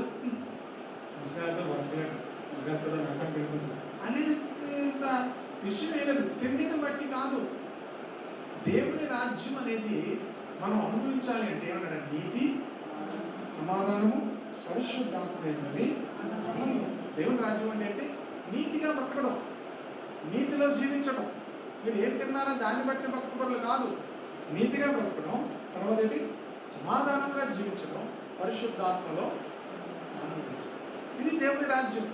ఇది మనం ప్రాక్టీస్ చేయాలి తప్ప భోజనాలు చేశారా, అది చేశారా, ఇది తిన్నారా, అది తిన్నారా. కొంతమంది కొన్ని డాక్టర్స్లో, కొన్ని చర్చెస్లో వీటిని బట్టి భక్తిని కొలుచుకుంటారు. ఏం కొలుచుకుంటారు? భక్తిని కొలుచుకుంటారు. భక్తి కొలిచేది ఏం లేదు. ఎవరైనా కొలిస్తే గొప్పవాళ్ళని దేవుడు. ఓకేనా? మీకంటే మేము భక్తి పడము, ఎందుకంటే మేము ఇది తింటలేదు, అది తింటలేదు. లాస్ట్ టైం కూడా మీకు నేను చెప్పాను, లాస్ట్ టైం ఉన్నాము 3 రోజులు లాస్ట్ టైం ఉన్నామంటే ఏం తీసుకున్నాం? మజ్జిగ తీసుకున్నావా? మేము మంచినీళ్ళే తాగుతాం. ఏంటి? మేము మంచినీళ్ళే తాగుతాం. ఇంకొక ఏమన్నా తెలుసా? మేము మంచినీళ్ళు ఉమ్ము కూడా మేము కరెక్ట్. ఎవరు చెప్పాడు? ఉమ్ము కూడా మింగద్దని మీకు ఎవరు చెప్పారు? మీరు చేసుకుంటున్నారు అంతే. నీకు నేను గొప్ప అంతే, నీకు నీవే గొప్ప తప్ప దానికి ఒక లెవెల్ ఏం చేయదు, తీర్పు తీర్చదు. మజ్జిగ తాగాలంటే దానికి మనమే తీర్పు తీర్చాల్సిన అవసరం లేదు. వాళ్ళ కమిట్మెంట్ అంతే. దేవుడు వారి యొక్క హృదయాన్ని చూస్తాడు, వారి కమిట్మెంట్. ఓకేనా? దానియేలు కాయగూరలే తిని ఫాస్టింగ్, శాకాహారం పళ్ళు తిని 21 రోజులు ఫాస్టింగ్ ఉన్నాడు. ఓకేనా? ఫాస్టింగ్లో చాలా రకాలు ఉన్నాయి కనుక మీరు కంగారు పడిపోయి ఎవరిని కూడా ఏం చేయొద్దు, తీర్పు తీర్చొద్దు. కనుక దేవుని రాజ్యం భోజనం పాలన కాదు, కానీ నీతియు, సమాధానం, పరిశుద్ధాత్మేందలి ఆనందం. ఈ విషయం నందు క్రీస్తునకు దాసుడైన వాడు దేవునికి ఇష్టడును, మనుషుల దృష్టికి యోగ్యుడునై ఉన్నాడు. ఏ విషయంలో? ఈ విషయం నందు అంటే భోజనాల కోసము, పానాల కోసము కాదు, నీతి కోసము, సమాధానం కోసము, పరిశుద్ధాత్మేందలి ఆనందము కోసము దేవుని ఎందుకు వచ్చినవాడు, వాటిని వెంబడిస్తున్న వాడే ఈ విషయంలో క్రీస్తుకు దాసుడైన వాడు దేవునికి ఇష్టడును, మనుషులు దృష్టికి యోగ్యుడినై ఉన్నాడు. కాబట్టి సమాధానమును, పరస్పర క్షమాభివృద్ధిని కలుగచే వాటిని ఆసక్తితో అనుసరించాము. ఏం చేయాలంటే మన పని?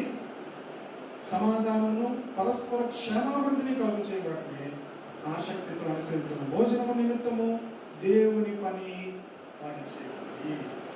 భోజన నిమిత్తం ఏం చేయకూడదట? దేవుని పని వాడు చేయకూడదు. కొన్నిసార్లు కొన్ని సందర్భాల్లో భోజనాలు మనం ఏర్పాటు చేసుకుంటాం, వివాహాల్లో భోజనాలు ఏర్పాటు చేసుకుంటాం. కొన్నిసార్లు ఎంత మంచి కుక్ అయినా ఒకసారి ఏం చేయండి, ఒక చుట్ట నూనె ఎక్కువ వేసేయచ్చు, లేకపోతే కింద అడుగు. ఒకసారి మనం పెళ్ళికి వెళ్ళాం, మంచి వేసి వాళ్ళు స్టీల్ ప్యాన్లో పెట్టారు పెళ్ళి. ఆ పెళ్ళి నేనే చేయాల్సి వచ్చింది. చక్కగా పెళ్లి కూతురు 12:40 వచ్చింది. 10 గంటలకు రాగానే ప్రార్థన చేయమని నేను వెళ్ళిపోయాను. గేట్ దగ్గరికి వెళ్ళిపోయి ప్రార్థన చేశాను. అమ్మ వచ్చేయమ్మా అంటే అన్నారు, ఇలాగ రైట్ సైడ్ వెళ్తానన్నారు. ఇలాంటి అమ్మ వచ్చేది కావాలి. 12:40 రాలేదు. చెవులోకి వచ్చి చెప్పారు, ఎలాగైనా 1 గంటకి మీకు ముగించేయాలంటే అన్నాడు. 12:40 వస్తే మెసేజ్ ఉంది. మెసేజ్ మళ్ళీ ఆయన మధురవాడ నుంచి ఒక ఆయన పాస్టర్ గారు వచ్చారు. చెవులోకి వచ్చి చెప్పారు, మధురవాడ నుంచి ఒక పాస్టర్ గారు వచ్చారంటే సీనియర్ పాస్టర్ గారు, ఆయన మెసేజ్ ఇవ్వండి, మీకు మ్యారేజ్ చేయండి అన్నారు. ఓకేనండి. 1 గంటకల్లా ముగించాను. ఎంత సమయం ఉంది? 20 నిమిషాల్లో ముగించానంటే కరెక్ట్గా ఆయన మెసేజ్ ఇచ్చాక 1 గంట పావు ఇచ్చాడు. ఆయన మరి మెసేజ్ చెప్పి అందుకు ఇచ్చాడు 1 గంట పావు. ఆ పావు గంటలో మ్యారేజ్ చేసి సంతకాలు పెట్టించి కేక్ కట్ చేయించి, వాళ్ళకి ఇవేం అవసరం లేదు. మీకు చెప్పిన చారికర విషయం, పెళ్ళిలో ఎవరు లేడు, అందరూ పోయినట్టు. పెళ్ళిలో పెళ్లి కొడుకు పెళ్లి కూతురు రాకపోతే అందరూ ఎక్కడ పోయింది? కాబోయే పెళ్లి వాళ్ళు చూసుకోండి, బేగా వెళ్ళండి. బేగా వెళ్తే కొంచెం అందంగా ఉంటుంది. పెళ్లి కొడుకు పెళ్లి కూతురు రమ్మని ఒక్కళ్ళు లేడు అక్కడ. ఎవరు లేరు. ఇది ఎలాగైనా మనం చక్కగా చేసుకుంటే గ్రాండ్గా జరుగుతుంది. ఇప్పుడు ఎంత బాగా చేస్తే మాత్రం ఏముంది, అక్కడ మనుషులు లేకపోతే ఎలా ఉంటుంది? ఎవరు లేదు, డల్ అయినా నాకు డల్గా ఇప్పుడు లేదు. ఇలాంటే మెసేజ్ చెప్తున్నప్పుడు లేదు, నాకు భోజనాలు స్టార్ట్ చేస్తాను. అసలు భోజనాల కోసం చెప్తున్నప్పుడు భోజనాలకు వెళ్ళామండి 2 గంటలకి వెళ్తే మొత్తం ఉంది బిర్యానీ. ఉంటాడండి బాబు ఇద్దా ఇంత ఉద్దేశం ఇటువంటి వస్తారు కదా, మనం రాత్రి అన్నమో ఎప్పుడన్నా ఉండిపోతుంది కదా, ఉంటుంది ధనవేశం ఇలా ఇలా అనుకుంటుంది. ఎవరో బాబు క్యాటరింగ్ ఇష్టమైన మళ్ళీ క్యాటరింగ్. ఇప్పుడు ఫోన్ చేసాము, అస్సం బాగాలేదు, ఏం చేయగలము, కాంపు ఇచ్చినవే అంటే ఆ విషయము అంతవరకే. భోజనాలు బట్టి ఏం చేయకూడదట, వెంటనే మనం పెళ్ళికొడుకు ఫోన్ చేసి పెళ్ళికూతురికి ఫోన్ చేసి పెళ్ళిలో భోజనాల కోసం పెద్ద గొడవ. ఆ గొడవ పెళ్ళికొడుకు విడిపోయాను అంటే పెళ్ళికూతురు అంత ఒక పెళ్ళిలో మాకు భోజనాలు దొరకలేదు. జాగ్రత్తగా ఏం చేసింది తెలుసా, సాయం పార్లేదు పెళ్ళి చపాతీ పొరాటో అన్నీ తిని చక్కగా రాయించేసి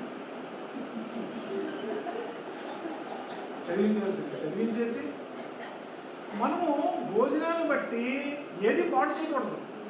అట్మాస్ఫియర్ ఏం చేయకూడదు, ఇదా తిండి ఇదా మీరు పెట్టడం అని అట్మాస్ఫియర్ ఏం చేయాలంటాడు. పీస్ఫుల్ అట్మాస్ఫియర్ మనం ఎప్పుడు కూడా ఏం చేయకూడదు. ఒక్కొక్కసారి ఏ క్యాటరింగ్ అయినా లేకపోతే అదే క్యాటరింగ్ అయినా శేఖర్ పాస్టర్ గారి చర్చ్ ఓపెనింగ్కి నేను పిలిచాను. 400 మంది భోజనం చెప్పాను. ఓకేనా, 500 మంది వచ్చారు. భోజనాలు సరిపోయింది. ఎంతమందికి? 400 మందికి నేను భోజనాలు చెప్పాను. 500 మందికి ఏమే సరిపోయింది. అలా నేను నా టెన్షన్ చూడండి, జనాలు చూస్తే ఎంతమంది ఉన్నారు, నేను చూస్తే 400 మందికి చెప్పాను. కింద మీద వెళ్ళి బాబు గుర్తించడం క్యాటరింగ్ మీకెందుకు పాస్టర్ గారు మీరు ఎలా అంటున్నారు, మీకెందుకు ఎలా నేను చూసుకుంటాను, నేను ఎక్కడికి వెళ్తాను, పైగా వెళ్ళలేదు, భోజనాలు చుట్టే తిరుగుతున్నాను. అప్పటి నుంచి అనుకున్నాను మీ క్యాటరింగ్ బిజినెస్ మనం తోపడదు, ఎక్కువ టెన్షన్ ఉంటుంది, ఎక్కువ ముందు అయిపోతే ఒక భయం, బాగోకపోతే ఒక భయం. ఏంటి ఆయన పెళ్ళిలో ఏదో ప్రోగ్రామ్ అన్నీ నేనే ఒప్పుకున్నాను. నాకు చూస్తాను పెళ్ళి అంటాడు, నాకు చూసాను అన్నీ చేయమండి ఆల్రెడీ నేనే చేస్తాను. మళ్ళీ బయటకు వచ్చి ఆవిడొచ్చింది, నేను చెప్పిన మాట ఎట్లేదని ఆవిడొచ్చింది. ఏంటి బాబు పాస్టర్ గారు మళ్ళీ చేసావు పాస్టర్ గారు అంటుంది. బాకీ భాగాలు రాలేదు, అలా పోయలేదు. పెళ్ళి అంటే ఎలా ఉండాలి, బాగా భజంతి ఉండాలి కదా, ఏరాలు అంటుంది నన్ను. అమ్మ నాకేంటి తెలుసు అమ్మా, వాళ్ళకి మాట్లాడడం డబ్బులు ఇచ్చాము రావట్లేదు, పోనేట్లేదు అన్నిటి చేయమంటారంటే నేను ఇక లాభం లేదని చెప్పి నేను ఎక్కడో కొండ మీద వెళ్ళిపోయాను. కొన్నిసార్లు పనులు చేస్తాను, టెన్షన్ వచ్చింది అనుకోండి, అదే వెళ్ళిపోతాను. శబ్దం వచ్చాక మళ్ళీ దిగాను. అమ్మాయిలు వచ్చారు బాబు అని చెప్పి వచ్చాను. ఇక నన్ను ఎవరు పట్టించుకోవాలి. కానీ కొన్ని అమ్మాయి ఇలాంటి తలకాయ చూడకూడదు. అది రాకపోతే ఒక బాధ, వస్తే ఒక బాధ, సరిపోకపోతే ఒక బాధ, రుచిగా లేకపోతే ఒక బాధ. కనుక వాళ్ళ బాధలే వాళ్ళు పడతారు. ఇంకా ఇందాక మళ్ళీ దానికి అనుకోండి, ఒకరి వారం ఒకరు భరించుకోవడం, మళ్ళీ మీరు దాన్ని కనెక్ట్ చేసుకోండి. ఎవరు లేకపోతే ఖచ్చితంగా చెయ్యాలి. తెలిసినప్పుడు కాంటాక్ట్ నెంబర్లు ఇచ్చేసి చక్కగా అమ్మ మాట్లాడుకోండి, అమ్మ ఈ టెన్షన్ నేను భరించలేము. ఓకేనా, భోజనం నిమిత్తం ఏం చేయాలి అన్నాడు, దేవుని పని పాడు చేయండి. నేను ఎక్కడ కూడా దేవుని పని భోజనాల నిమిత్తం పాడు చేయండి. సమస్త పదార్థములు ఏంటి పవిత్రములే, అనుమానంతో తినేవానికి. ఇది సందర్భం ఏంటంటే అన్నీ మంచివే, అనుమానంతో తినేవానికి అన్నీ కూడా ఏంటి. కొంతమంది ఇది ఇలా చేశారా, కట్ చేశారా అని బైబిల్ క్లియర్గా చెప్పింది. అంగడి వాణి ఏమంటారు, బజార్లో మీకు దొరికేది ఏదైనా సరే ఏ నిష్కాంతంగా చక్కగా వెళ్ళి ప్రార్థన చేసుకుని తినన్నారు. మీరు సాబోడి దగ్గరికి వెళ్ళి కోసుకొని రక్తం దిగుతారా ఏంటి, బతుకుంది వేసారా, చంపింది వేసారా, ఇవన్నీ మీరు అడగమని బైబిల్ చెప్పట్లేదు. చక్కగా వెళ్ళి ప్రార్థన చేసుకొని తినండి అని చెప్తున్నారు. కనుక అనుమానంతో తినే వాళ్ళకి అన్నీ కూడా దోషమే. కనుక మాంసం తినట్టు కానీ ద్రాక్షారసం త్రాగుట కానీ నీ సహోదరునికి అడ్డం కలుగుచినది మరి ఏదైనా కానీ మానివేయక ఇంత భక్తులకు వెళ్ళము. మన సహోదరునికి అడ్డేది ఏదైనా కూడా మనం ఏం చేయాలట? మానేయాలి. ఎంత భక్తి! సహోదరునికి ఇబ్బంది కలిగించేది ఏదైనా కూడా మనం ఏం చేయాలట? మానేయాలి. మాంసం కానీ ద్రాక్షారసం కానీ ఇంకేమైనా కూడా మీరు మానేయాలి అన్నాడు. మానివేయడం మంచిది. నీకున్న విశ్వాసం దేవునికి నీ మట్టుకు నీవే ఉంచుకోము. నీ విశ్వాసం నీ దగ్గరే ఉంచుకో. అర్థమవుతుంది కదా? కనుక నాకు విశ్వాసం ఉంది కదా అని నువ్వు అంత అనవసరంగా ఇతరుల విషయాల్లో జోక్యం చేసుకోవద్దు అంటున్నాడు. కనుక తాను సంబంధించిన విషయంలో తనకు తానే తీర్పు తీర్చుకొని వాడు. ఇది మీకేమైనా అర్థమైందా? లాస్ట్ మాట 2 నిమిషాలు చెప్పేస్తాను. తాను సంబంధించిన విషయంలో తనకు తానే తీర్పు తీర్చుకొనని వాడు. చాలాసార్లు మనకు మనమే మనం మంచోళ్ళు అని తీర్పు తీర్చేసుకుంటాం. బైబిల్ చెప్తుంది మీకు మీరే తీర్పు కొనకపోతే మీరు ధన్యులు. ఎందుకంటే దేవుడు తీర్పు తీరుస్తాడు. అనుభవించి తిని ఎడలా విశ్వాసం లేకుండా తిను కనుక దోషి అని తీర్పునందును. విశ్వాసం మూలము కానిది ఏదో అది సిన్ అంటే విశ్వాసం మూలముగా కానిదేదో అది పాపం. మీరు అనుకున్నవన్నీ పాపాలను మీరు అనుకుంటారు. బైబిల్ ఏం చెప్తుంది? విశ్వాసము మూలము కానిదేదో అది పాపం. For what over is not of faith is sin. యేసుక్రీస్తునందలి విశ్వాసము కానిదేదో అది పాపం. అంటే ఏది గురించైనా మనం ప్రార్థించకుండా ప్రభు వాక్యానుసారంగా కానిది మనం ఏం చేస్తాం? విశ్వాసం అంటే ఏంటి? వాక్యమును నమ్మడమే విశ్వాసం కదా. అంటే వాక్యానుసారం కానిది ఏదైనా అది పాపం. దేవుని యొక్క చిత్తానుసారం కానిది ఏదైనా అది పాపం. విశ్వాసం మూలం కానిది ఏదో అది పాపం. పాపం అంటే మీరు ఏంటంటో అనుకోవచ్చు. వాక్యానుసారం కానిది, వాక్య ప్రకారంగా కానిది ఏదైనా కూడా పాపం. కానీ మీరు చేసేటప్పుడు ప్రతిసారి కూడా ప్రతి దానికి కూడా దేవుడికి ఏం చెప్పాలంటే లెక్క అప్పగించాలి. దేనికి ఖర్చు పెట్టామో దేనికి లెక్క అప్పగించాలి. దేనికి ఖర్చు పెట్టి కొంతమంది బిల్లులన్నీ ఎక్కడ ఉంటాయి తెలుసా? పెజ్జావాడు ఉంటాయి. ఎవరో చెప్తున్నారు పెజ్జా అది అంటారు. మధ్యరాత్రి 12 గంటలకు ఆర్డర్ చేసుకున్నాడు పిజ్జా. ఎన్ని గంటలకి? దేవుడు లెక్క అప్పగించుకున్నాడు. ఎందుకు? దేవుడు ఎప్పుడు తినమన్నాడు? మధ్యరాత్రి తినమన్నాడు. తినే ఆహారం తినే సమయం కాదు అది. కానీ ఏంటి? టైంపాస్ అవ్వట్లేదు. ఏం చేయి? అంత లైఫ్ చాలా ఫింగర్ టిప్స్లో ఉన్నంత ప్రతిదీ కూడా. ఎలాగంటే ఏమొస్తుంది? మనకి పిజ్జా వస్తుంది. ఎలాగంటే ఏమొస్తుంది? 24 hours బిర్యానీ. నువ్వు 24 గంటలు తిను. దేవుడికి లెక్క అప్పగించాలి. నేను ఎవడొద్దన్నాడు? తిని 24 hours తిని దేవుడికి లెక్క. బాబా మ్యాచ్తో నా డబ్బు అంటే కొడతాడు. నీ దగ్గర అప్పుడు అడిగి చెడ్డప్పుడు బైబిల్ చెప్తే సమస్తము నాది. Everything belongs to God. అన్ని ఎవరిది? దేవుడిది. మీ సమయం దేవుడిది. నువ్వు అనుకోవచ్చు ఈ సమయం నాది అనుకుంటావు. కాదు, దేవుడు కృపగలవాడే. దేవుడు మీకు ఈ సమయాన్ని ఇచ్చాడు. అవునా? ఒళ్ళు చచ్చిపోతున్నారు కదా. మన దేవుడు సమయాన్ని ఇచ్చాడు. మనకున్న ఆరోగ్యం ఏమిటి? దేవుడు ఇచ్చాడు. మనకున్నటువంటి సమస్తం దేవుడు ఇచ్చాడు. కనుక we need to glorify without belongings. మనం కలిగి ఉన్నవన్నిటిని బట్టి దేవుడిని మహిమపరచాలి. అంతేకాని మనము ఎక్కడ కూడా మనం మహిమ పొందాలి, మనం గొప్ప అవ్వాలని అక్కడ దాని విషయంలో దేవుడు లెక్క. నువ్వేం చేస్తావు? ఇచ్చింది దేవుడు ఏం చేస్తాడు? దేవుడి లెక్క అప్పగించాలి. కనుక మనము లెక్క అప్పగించవలసిన వారుగా చాలా భయంతో కరెక్ట్. ఓకేనా? రామపత్రిక 14 అధ్యాయాలు కంప్లీట్ చేస్తాం. 15, 16 15 అధ్యాయంలో కొన్ని విషయాలు ఉంటాయి. 16 అధ్యాయంలో కొన్ని విషయాలు ఉంటాయి. తర్వాత మనం ధ్యానం చేసుకుందాం. దేవుని లేరా? కనుక ఈ మాటలు మనందరి వ్యక్తిగత జీవితాల్లో కూడా అన్వయించుకో. నేను మీకు అన్వయిస్తున్నాను అనుకున్నా నాకే చెప్తాను. అలా కాకుండా మనం ఏం చేయాలి? నేను బైబిల్ చదువుతున్నప్పుడు నేను ఎవరి కోసం చదువుతాను? నా కోసం చదువుతాను. నాకు అన్వయించుకుంటాను ప్రతీది కూడా. ఈ వాక్యంలో నేను ఎలా ఉన్నాను, ఈ వాక్యంలో ఎలా ఉన్నాను, ఈ వాక్యం బట్టి నేను సరిగా ఉన్నాను లేదా నాకు అన్వయించుకుంటాను. This is our responsibility. మనకు అన్వయించుకోవాలి. బైబిల్ క్లియర్గా చెప్తుంది, వాక్యం విని దానిని గ్రహించి దానిని అవలంబించేవాడు నూరంతగా ఫలిస్తాడు. మరొక షాట్ ఉంటుంది, అన్వయించుకునేవాడు తనకి తాను ఏం చేయాలి, ఆ వాక్యాన్ని తనకు అన్వయించుకోవాలి, ఇతరులకు కాదు. కానీ ప్రతి వాక్యం నాకు, ఇప్పుడు మీకు చెప్పడం కాదు, నాకు నేను దేనికి ఏం చేయాలి, లెక్క అప్పగించాలి. ప్రతి ఒక్కరూ అకౌంటబుల్, అందరూ లైన్లో కాయాల్సిందే. భాషగా మీరు మీరు లైన్లో చేయకూడదు, మీ అంకతలే నేను ఉండాలి. అదేనా భాషగా మీరు లేనండి, పాస్ట్ గారైనా లైనే, విశ్వాసమైనా లైన్లోనే రావాలి. ఇక్కడంటే అప్పుడప్పుడు లైన్లో లేకపోయినా పూజలు తీసుకొచ్చి ఇచ్చేస్తారు ప్లేట్, అక్కడంతా లైన్. పాస్ట్ గారికి వీలే లైన్, విశ్వాసకు వీలే లైన్ ఏమి ఉండదు, అందరు లైన్లో అంటారు. ఆ లైన్ వెళ్ళినప్పుడు పేరు పిలుస్తారు, పవన్ కుమార్, పాస్టర్ పవన్ కుమార్ గారు అంటారు, పవన్ కుమార్ అంటారు. లేకపోతే ఇంటి పేరు పెట్టి పిలుస్తారు, పవన్ కుమార్, లేకపోతే పవన్ కుమార్ ఉంటారు కదా, లెక్క చూడాలి. ఎప్పటికప్పుడు క్లియర్ చేసుకుని అనుకోవాలి.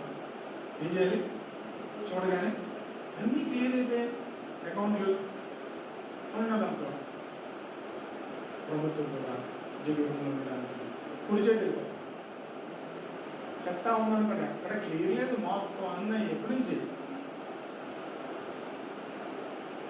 ఎడం చేతి పక్క వెళ్ళిపోతుంది. ఎడం చేతి పక్క ఏముంది,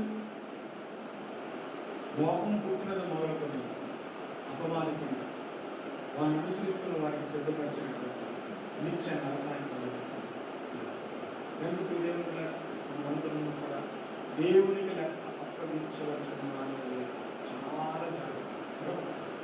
ఓకేనా? కలుసుకొని ప్రార్థన చేసుకుందాం. ముందు కూడా కలుసుకొని ఒక్క క్షణం మనం ఎవరికి లెక్క అప్పగించవలసినది ఆ దేవుని దృష్టికి సమస్తములు కూడా స్పష్టంగా కనబడుతుంది. ఎంతో భయంతో వణుకుతాం. మన జీవితాల్లో ప్రతిదినము కూడా ప్రభు యొక్క రక్తంతో మనం శుద్ధి చేసుకుంటాం. ప్రభు సన్నిధిలో మనం సరి చేసుకుంటాం. ప్రభు కొరకు ఎదురు చూద్దాం. ప్రియ పరలోకపు తండ్రి, మరొకసారి ఆయన రోమపత్రికలో ఉన్నటువంటి 14వ అధ్యాయంలో విషయాలన్నీ కూడా ఆయన ధ్యానం చేశారు. ప్రభు దేవా, ఇంతవరకు మీరు మాకు సహాయం చేశారు. ప్రభావ ఇంతటి బిడ్డలు పట్టుకుని కోరున్నారు. వారందరినీ విశ్వాసంలో మీరు బలపరచండి తండ్రి. విశ్వాసం మూలము కానిదే అది పాపం అని దేవా, మేము ఎవరికి లెక్క అప్పగించవలసిందో నాయన తండ్రి. దేవా నాయన, ఆ దేవుని దృష్టికి ప్రభావ సమస్తమును నాయన తండ్రి స్పష్టంగా కనబడుతున్నాయి. ఎంతో భయంతో, ఎంతో వణుకుతో మేము బ్రతికినను, మేము జీవించినను తండ్రి నాయన, మేము మరణించినను ప్రభు కోసమే నాయన తండ్రి జీవించే కృప మాకు దయచేయమని నాయన, నువ్వు మాకు ఇచ్చిన ఆయుష్, నువ్వు మాకు ఇచ్చిన ఆరోగ్యం, నువ్వు మాకు ఇచ్చిన ఆశీర్వాదం, నువ్వు మాకు అనుగ్రహించిన తలాంతులు, నువ్వు మాకు అనుగ్రహించినటువంటి సమస్తమైనటువంటి నాయన ఫెసిలిటీస్ నాయన తండ్రి, అన్నిటిని బట్టి నేను నిన్ను స్తుతిస్తూ, నిన్ను కనపరుస్తూ, కృతజ్ఞత కలిగి ప్రభా మీరు జీవించడం అన్ని విషయాల్లో ప్రభుని మహిమపరుస్తూ జీవించే కృప బిడ్డలందరికీ దయచేయండి. యేసుక్రీస్తు నామములో ప్రార్థిస్తున్నాము తండ్రి.